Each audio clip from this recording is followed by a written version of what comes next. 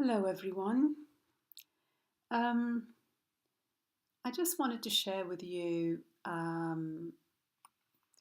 my thoughts again about why the divine feminine chases the divine masculine, and that's based on my own experience and the things that I've come to learn from this process. Um, I spoke in my last video about the fear of being alone. Um, Feeling that, oh, if this doesn't work out, I'm going to end up being on my own for the rest of my life. And it is that fear that, among other things, pushes us to chase and to grasp a disconnection and at the twin flame counterpart. And today I wanted to mention something else, which I also find for me um, is something that um, makes me grasp at the connection. Um, and that is the fear of losing the connection if I don't grasp, if I don't try to keep it, if I don't strive, if I don't make the effort. There's a fear that if I pull back, if I take a step back, um, everything is going to fall and crumble, that the connection is over. Um, and that stems from not trusting in the process, not trusting that if something is meant for you and if something is meant to happen, it will not pass you by. But because we're human and we have our moments where we lose faith, we lose trust in this process, we feel that if we do not control the process, if we do not grasp, if we do not initiate contact, if we do not try to be in touch, if we do not, do, then all is going to be lost. Um, and as I said, that is not the case. And in fact, being able to release, being able to step back, is actually, is very freeing. Is very liberating. It gives that sense of freedom and a true sense of actually being in control. Being in control by not trying to control, because then you really, it's almost, I want to say, mastering the process by not trying to control it, because you're not fearful anymore. You're not fearful anymore. You're free from that fear. And sorry, I had one comment on one of my videos by a lady who said, you know what, I've lost the faith. This is going to happen in another lifetime. I'm going to leave it for another lifetime, but I'm not going to keep the faith. I'm not going to even try. And that's it. I'm closing the door on this. And what I would say to that is that faith is not the opposite, or is not anathema to focusing on your own life. Is not opposite to setting your own goals, to enjoying your friendships, to doing what you like to do. having faith does not mean wishing and yearning and thinking about the counterpart 24 hours a day and waiting and waiting and forgetting about the here and now, forgetting about you, forgetting about your life. It's the whole process actually, for me, is embodied in the temperance card. You know, the temperance card, which is the card of balance and moderation, with the lady standing with one foot in the water and one foot on the land. And for me, I see the process as a process of finding that balance of having one foot in the real world, one foot in the here and now, one foot in the 3D, in our lives, our friendships, families, goals, jobs, and one foot in the 5D, one foot in the spiritual realm, in our understanding of the spirituality and what's happening at a different level of reality. And this whole process, at least for me, has been about getting that balance, finding that middle ground, of where I'm not tipping too much into one side at the expense of the other, where I'm not completely lost in the spiritual that I forget about the real world, and where I'm not too much in the real world that I forget about the spiritual. And keeping the two realities in parallel without one overpowering or overshadowing the other. And again, like I said in my last video, the way for me to keep that balance I keep the faith in the process, but I don't immerse myself totally in it. It is there. It is running parallel with my 3D life. It is there. I'm aware of it, but I'm not giving it too much energy and too much time than it actually needs. So it's running parallel. It is there, but it's running parallel with my 3D life, with my life in the here and now.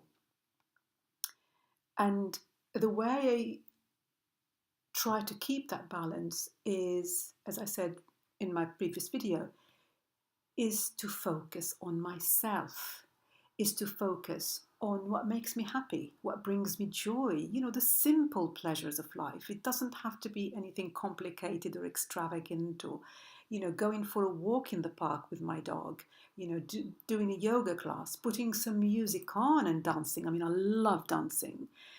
Going to the cinema, meeting a friend for lunch, simple things like that.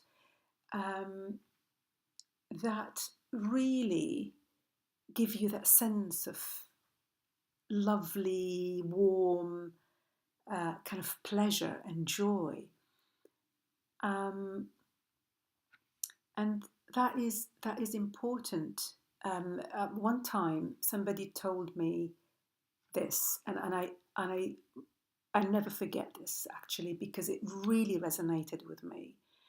She said to me, don't think about letting go. Think about focusing on you. So it's a change of language and a change of perspective. You hear people saying, oh, let go of this, let it go, just let it go. And letting go is very hard. It's like, how do I let go?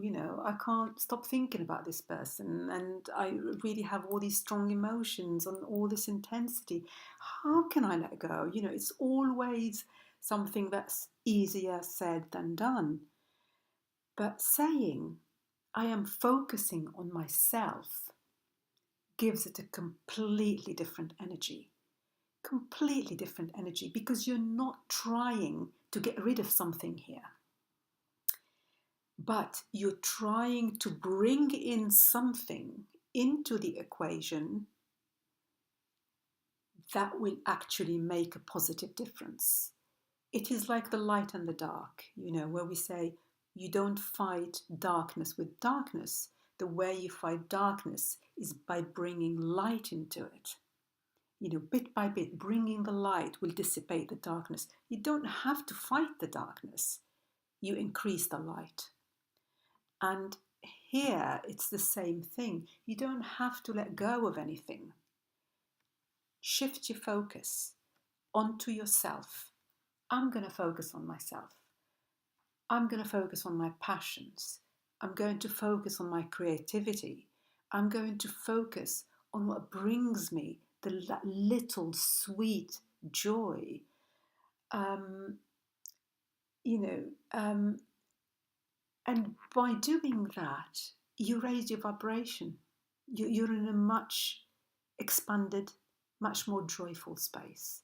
And as you do that, you don't even need to try to let go of anything.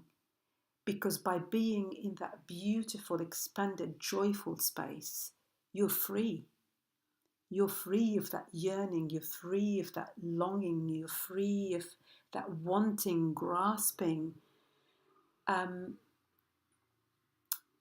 which usually comes when we are in a space of lack, of wanting.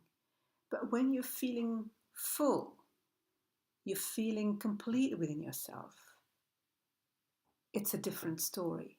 And the way to have that sense of fullness and completion within oneself is to do what we love to do, is to do what we love, is to do, as in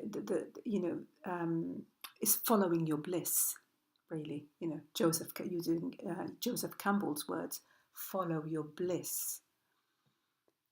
So it always comes back to us, and this is the big lesson that I learned in this process for me. It always have to come back to me. The focus has to come back to me. If my focus is all the time on the other, on the counterpart, I'm completely outside of myself. I have no energy for me. I am empty within. I am drained.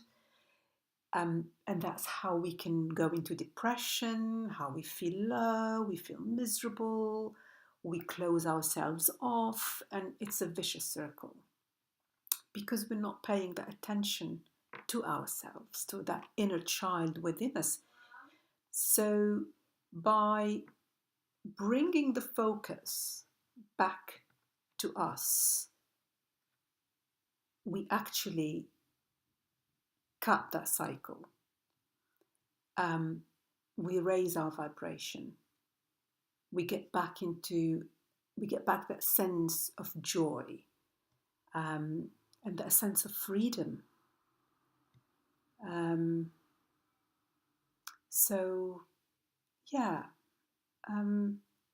Bring the focus back to you. Bring the focus back to you. I mean, even in the moments where, sometimes you could be just going about your business and all of a sudden you have this feeling of like longing and yearning, and you feel like you're about to explode, with it. It's so intense. And in my case, the first thing I want to do is I want to grab my phone and send a text message and say something. And even though I know that that's not what I should be doing. So the way to bring myself back into balance in those moments is to shift the energy. And the way I shift the energy is by doing something I like. I can turn on the music in the kitchen and start dancing. I can take my dog out to the park for a walk or a run. I can call a friend and talk to a friend about, whatever, something different. It doesn't have to be about this connection. If you're open, if, people know about this connection, for you can talk it through with a friend. But if, for example, not many, you don't talk about it to other people, and that's another, that's a theme for another discussion.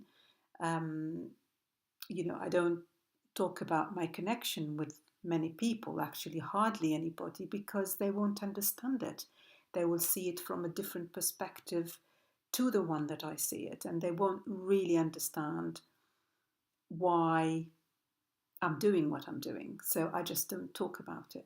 But if you have somebody that understands what's going on and who's aware of this connection, you can always, give them a call and just talk it through with them. So do something that will shift your focus and shift your energy and bring you back to you, bring you back to yourself. Well, I hope, leave me some comments on this, on what you do. Maybe this is some, food for thought for you to think about how you deal with the intensity. How do you deal with the grasping, with the wanting, with the yearning? What works for you and what doesn't work? So yeah, I hope this has been um, helpful to some of you, um, and I wish you all the best on this journey, and we'll connect with you soon. Bye, all the very best.